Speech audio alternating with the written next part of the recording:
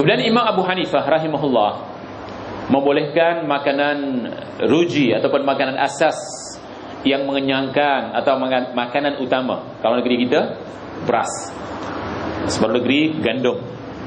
Jadi kita oleh kerana beras, kita keluarkanlah beras. Jadi mengikut Imam Abu Hanifah, boleh digantikan dengan wang sebagai pengganti pembayar zakat ataupun membayar zakat. Ini pendapat. Sampai sekarang belum ada hadisnya. Ini mungkin memudahkan urusan zakat. Kerana dengan duit mudah diurus, dibawa ke sana ke sini ringan. Tapi kalau dengan beras mungkin memberatkan. Tetapi sebenarnya zakat fitrah sebaik-baiknya kita cari sendiri fakir miskin. Berbeza dengan zakat duit. Dan Rasulullah SAW tidak pernah mengeluarkan zakat fitrah berupa wang. Sedangkan bagi kita ahli sunnah wal jamaah yang bermanhaj salaf, kita berpegang kepada contoh yang Rasulullah SAW contohkan, yang mana Rasulullah SAW, Allah sudah menjelaskan, laqad kana lakum fi rasulillahi uswatun hasanah. Bagi kamu pada diri SAW adalah contoh yang baik dalam beribadah. Jadi Rasulullah SAW oleh kerana tidak pernah mengeluarkan duit, jadi usahakanlah kita mengeluarkan makanan utama. Makanan utama kita adalah beras, jadi kita keluarkan beras. Kerana itu pendapat Imam Syafi'i, hujah yang dipegang oleh Imam Syafi'i. Jadi kita teruskan dulu pendapat Abu Hanifah ni. Namun Imam Syafi'i rahimahullah mewajibkan zakat fitrah hanya dengan mengeluarkan makanan utama seperti beras, gandum, korma atau makanan asas seperti keju, ya, termasuk keju. Ini termasuk makanan asas sesebuah negara sebanyak 1 sa' setiap seorang. Ana lebih senang berpegang dengan apa yang difatwakan oleh Imam Syafi'i kerana hujahnya lebih kuat. Tetapi yang berpegang kepada pegangan atau pahaman Abu Hanifah ternyata orang-orang kita, ya. Kalau ditakdirkan kita menyalahi Imam Syafi'i, diorang katakan kita sesat. Tapi mereka ni dalam bab zakat, mereka menyalahi Imam Syafi'i. Mereka tak mengaku sesat pula. Faham maksud mana? Di Singapura ni kita silap sikit saja dia kata sesat. Anak saya yang umur 12 tahun, tak apa keluar tajuk, tak ada masalah, tanya abangnya, selalu mengadu. Kawan-kawan ni satu kelas mengatakan, kesian kau, sesat. Sebab apa? Bapaknya Wahabi. Jadi rupanya bila nak sembahyang di masjid, goyang-goyang tangan. Kadang-kadang kita gemuk kan, kaki kita agak mengangkang sedikit, berbeza sedikit saja, itu dia jadi besar-besaran. Dikatakan kita sesat. Budak-budak tidak tahu kalau dia tak dengar daripada orang tuanya. Jadi perbezaan sedikit ni katakan sesat. Sedangkan perbezaan mereka dengan Imam Syafi'i banyak. Di antaranya rukun iman 5 perkara. Antaranya keluarkan zakat, ini masalah besar. Zakat fardu. Farada Rasulullah, faradallah, Allah dan Rasulnya sudah mewajibkan. Yang wajib ini berubah 100% dengan Imam Syafi'i. Kenapa tidak dikatakan sesat? Jadi perubahan, perbezaan tidak menunjukkan kesesatan kalau masalahnya masalah fiqhiyah. Jadi di sini kembalilah kepada hadis kerana Rasulullah SAW tidak pernah mengeluarkan duit ataupun uang atau harta semasa zakat fitrah. Fitrah artinya fitr, berupa makanan. Jadi kita wajib mengeluarkan satu orang, satu kepala 1 sa'. 1 sa' berapa ukurannya? Ini yang kita nak ambil. 1 sa' ada 3 pendapat, tapi 3-3-nya betul. Cuba lihat.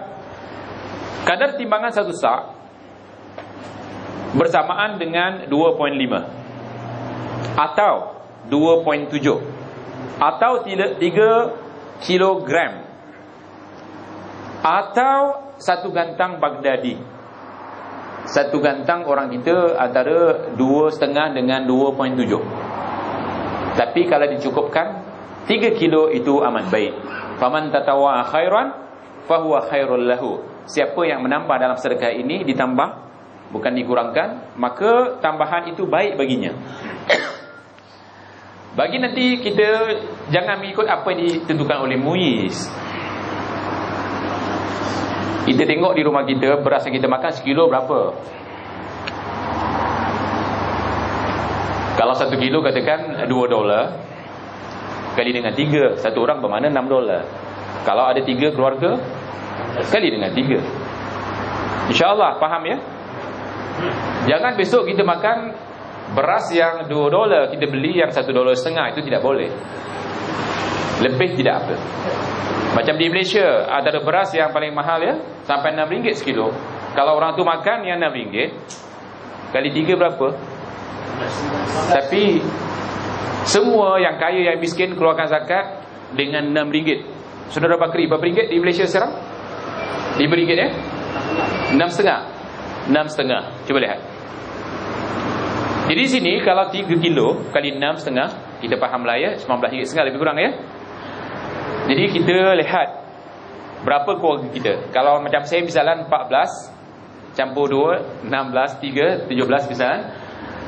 Jadi berapa zakat yang kita perlu keluarkan mengikut kadar beras yang kita makan. Itu lebih baik. Sebab Allah Subhanahu Wa Taala lebih suka kepada kita kalau beribadah yang baik. Allahu Jamil yuhibbul jamal.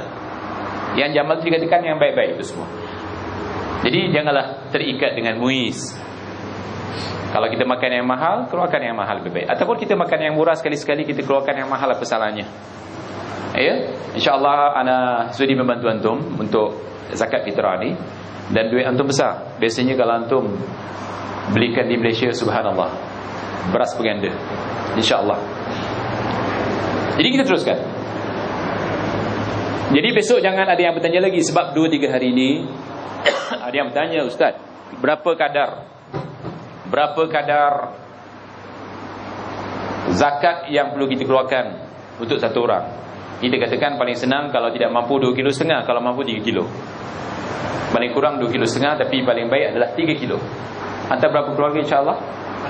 4. 3 kali 4 lah. Yelah, 3 kilo kali 4. Jadi insyaAllah.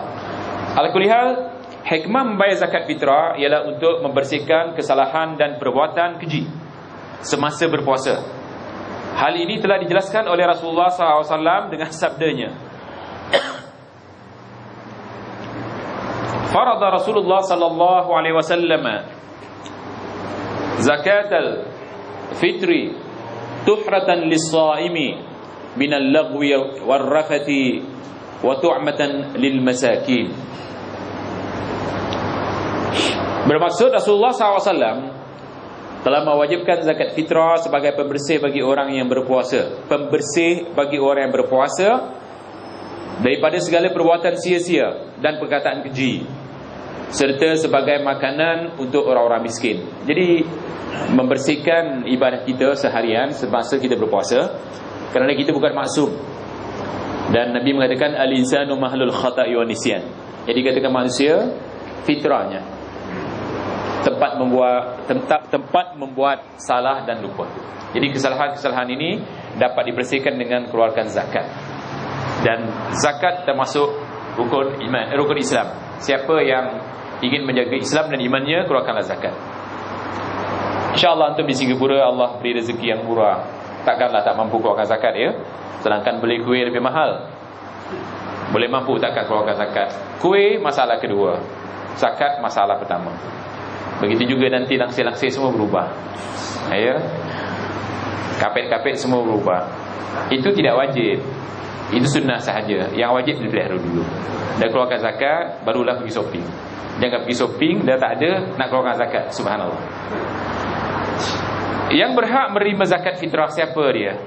Secara ringkas saya bawakan Al-Quran, banyak hadis-hadisnya yang memberitahu tentang siapa yang wajib menerima zakat. Antara orang-orang yang berhak menerima zakat telah dijelaskan oleh Allah Azza wa Jalla di dalam Al-Quran.